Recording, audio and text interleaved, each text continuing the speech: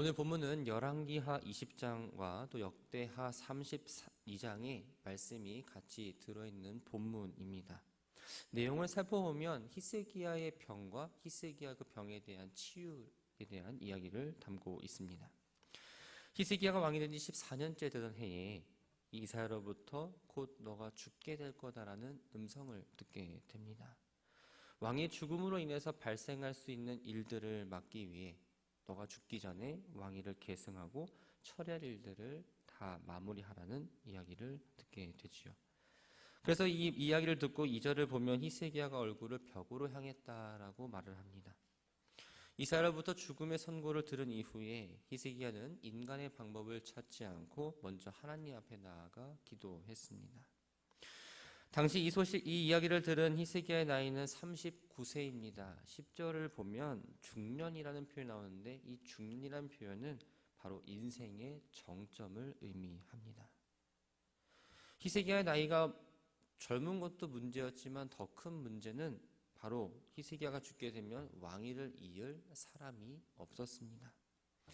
히스기야의 뒤를 이을 므낫세가 히스기야가 15년의 생명 연장을 받은 이후에 3년 뒤에 태어난 걸 보면 지금 없는 상황인 거죠. 그리고 국가적으로 보면은 아수르의 침공을 목전에 두고 있는 상황입니다. 이러한 상황들이 죽음을 맞아들이기에는 참 어려웠지만 무엇보다 히스기야는 하나님께서 나 자신의 죽음을 구원해 주시고 나와 함께 하신다라는 그 믿음이 있었기 때문에 절망하지 않고 포기하지 않고 하나님 앞에 나아가서 기도했던 겁니다. 3절을 보면 히스기야가 하나님께 기도하면서 자신이 지금까지 어떻게 살아왔는지를 좀 알아달라라고 이야기합니다. 내가 주 앞에서 진실과 전심으로 행하며 주의 목전에서 선하게 행한 것을 기억하옵소서. 선하게 행한 것은 히스기야가 왕위에 오르면서 정치적으로 또 군사적으로 종교적으로 혁신을 일으켰던 일들을 의미합니다. 히스기야는 내용처럼 하나님 앞에 진실한 신앙을 살기 위해서 노력했던 왕이었습니다.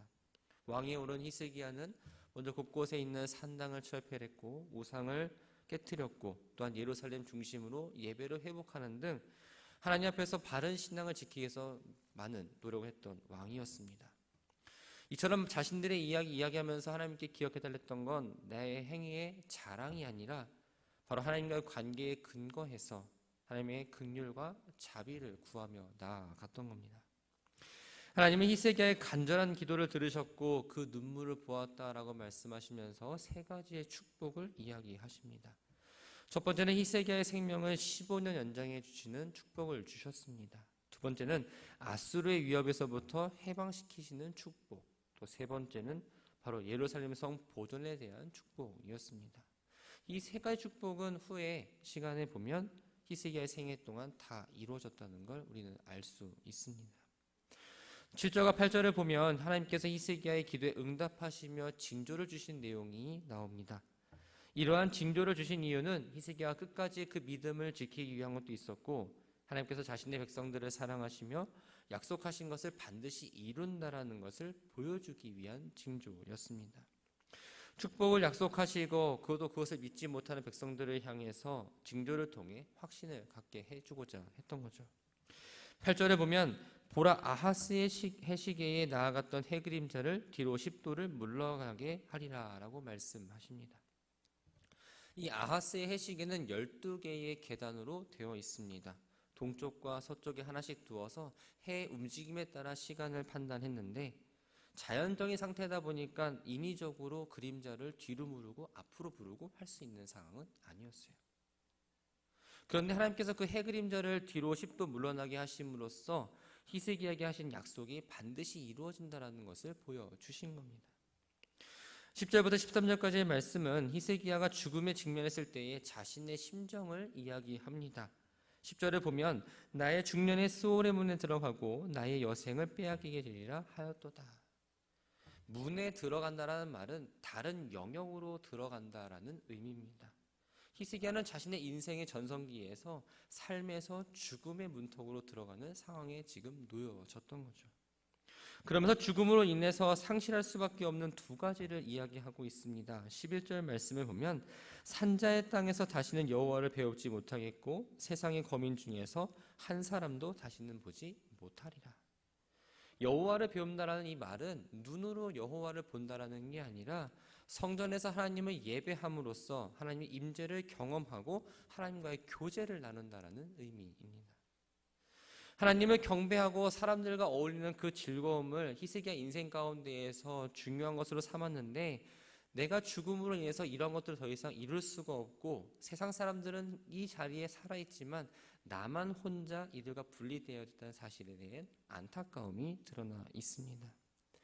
히스기야는 자신의 생명이 끝나는 모습을 일상에서 흔히 볼 수 있는 두 가지의 상황으로 표현을 합니다. 12절에 보면 나의 거처는 목자의 장막을 거듭같이 나를 떠나 옮겨졌고 직공이 배를 걷어 말을 같이 내가 내 생명을 말았도다.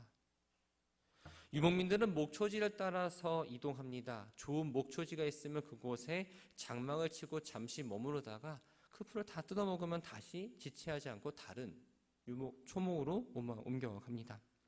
이들이 가지고 다니는 장막은 대개 1인용이기 때문에 아주 쉽게 펼칠 수 있었고 쉽게 접을 수가 있었습니다. 이처럼 쉽게 해체되고 쉽게 세워지는 장막과 같이 인간의 삶은 잠시 있다 없어지는 유한한 것이라는 걸 표현을 하고 있지요. 배틀에서 천이 만들어지면 직공에 의해서 잘려나가는 것처럼 한순간에 사라진다는 것도 표현하고 있습니다. 즉 이 비유들의 본론은 바로 생명의 주관자는 바로 하나님이라는 사실을 분명하게 이야기합니다. 생명의 끝, 우리들의 인생의 모든 끝은 내가 정하는 것이 아니라 하나님이 마치 목자와 직공같이 그 일을 마무리 지신다라는 걸 이야기하죠. 그러면서 히스기야는 인간의 인생이 전적으로 아주 연약하다는 사실을 이렇게 표현을 합니다. 내가 아침까지 견디었사오나 주께서 사자같이 나의 모든 뼈를 꺾으시려니 조석관이 나를 끝내시리라. 사자의 먹이가 사자의 이빨에 의해서 모두 부서지는 것처럼 히스기야가 병의 고통을 이기기 위해서 열심히 참고 참았지만 이미 하나님께서 히스기야의 생명을 취하기로 약속하셨고 마음 먹으셨기 때문에 곧 내가 죽음을 당하게 될 거다라는 걸 이야기하죠. 하나님께서 히스기야의 죽음을 작정하셔서 벅을 허락하셨고 고통 가운데 있었지만 히스기야는 하나님을 대적하거나 피하지 않았습니다. 마치 지저귀는 새가 우는 것처럼 그 눈이 쇠할 정도로 하나님께 열심히 간구합니다. 그리고선 여호와여라고 이렇게 부르지요. 여호와여라는 이 말은 바로 만물의 창조주가 하나님이라는 사실을 분명하게 고백하는 내용입니다. 그 고백에 이어서 나의 중보가 되옵소서라고 표현을 합니다. 이 말은 나의 보증이 되어셔서 나를 도와달라라는 의미입니다. 채무자가 빚을 갚지 못하고 감옥에 입장일 때 채권자에게 자비를 베풀어달라는 것과 다르지 않습니다. 히스기야는 생명의 채무자로서 채권자이신 하나님께 긍휼을 지금 베풀어달라고 간구하고 있는 거죠. 그러면서 히스기야는 아주 중요한 고백을 합니다. 16절을 보면 주여 사람이 사는 것이 이에 있고 내 심령의 생명도 온전히 거기에 있다. 사람의 영과 육이 죽는 건 또 사는 건 바로 하나님의 손에 달려 있다라는 고백입니다.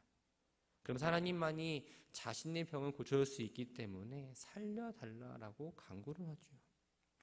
17절부터 20절까지의 말씀은 생명 연장의 허락을 받은 이후에 감사를 고백하고 있습니다. 히스기야는 자신이 죽지 않고 병이 나았다는 사실에 대한 찬양에 앞서서 하나님으로부터 온 고통의 유익을 이야기합니다. 하나님의 능력으로 병 고침받고 15년의 시간을 더 연장받았습니다. 이 모든 과정은 히스기야에게 있어서 하나님의 능력을 체험하는 시간이 되었습니다. 비록 내가 죽음을 듣는다는 그 소식이 슬프고 두려웠지만 하나님의 능력을 체험한 히스기야는 진정으로 마음의 평안을 얻을 수 있었습니다. 17절 말씀을 보면 내 큰 고통을 더하신 것은 내게 평안을 주려 하심이라. 주께서 내 영혼을 사랑하사 멸망의 구덩이에서 건지셨고 내 모든 죄를 주의 등 뒤에서 던지셨나이다. 히스기야는 단지 이 육신의 질병을 고침받은 것 때문에 평안한 건 아니었습니다. 자신의 육체적인 문제를 영적인 문제, 즉 죄의 문제와 연관되어서 생각을 했던 겁니다. 하나님의 징계로 인해서 자신의 죄를 돌아볼 수 있었고 그 죄를 발견함으로 회개를 했고 하나님은 그 히스기야의 죄를 완전히 용서해 주셨습니다. 더욱 하나님을 온전히 바라보게 되었고 하나님을 온전히 섬기면서 내가 평안을 누릴 수 있다라고 이야기했던 거죠. 그러면서 얻은 하나님의 축복인 생명을 얻게 되었고 하나님을 찬양하는데 근본적으로 할 수 있는 그 기본은 바로 내가 살아있어야 한다는 것을 깨닫게 됩니다. 18절을 보면 스올이 주께 감사하지 못하며 사망이 주를 찬양하지 못하며 구덩이에 들어간 자가 주의 신실을 바라지 못한다라고 말합니다. 죽은 자들은 결국 하나님에 대해서 감사하지 못하고 하나님을 찬양하지 못한다는 겁니다.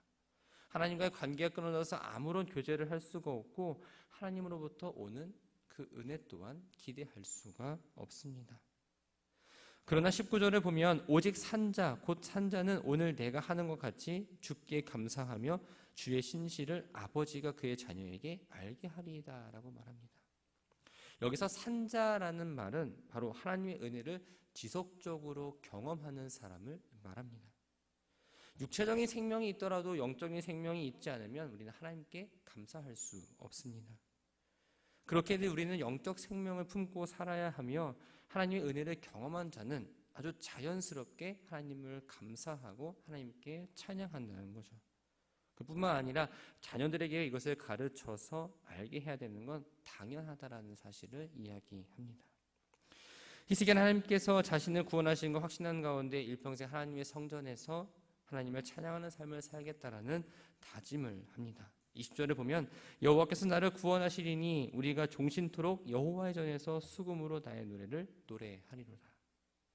여호와의 전은 하나님께서 거하시는 세상과 다른 공간입니다.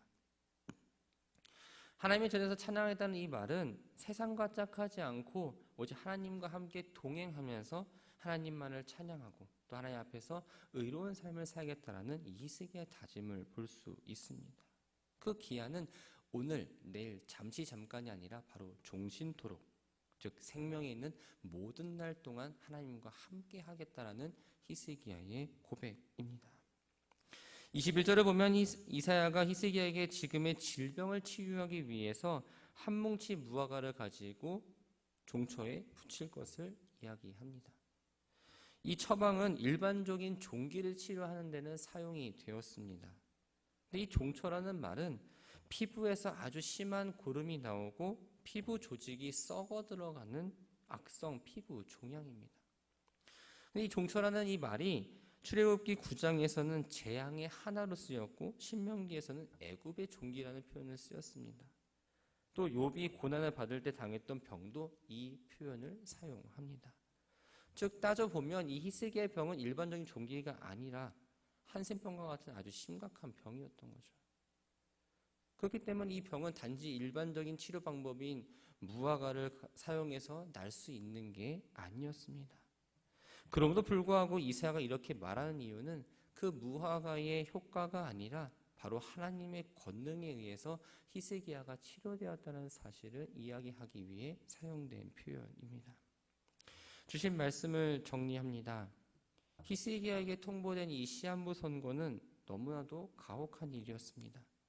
그런데 이 절체절명의 위기 가운데서도 히스기야는 절망하지 않았습니다. 하나님께 매달립니다. 그 기도가 통곡으로 변한 만큼 아주 간절했습니다. 하나님 외에 다른 걸 보지 않겠다는 결단으로 기도했고 그 기도에 하나님의 마음이 움직였습니다.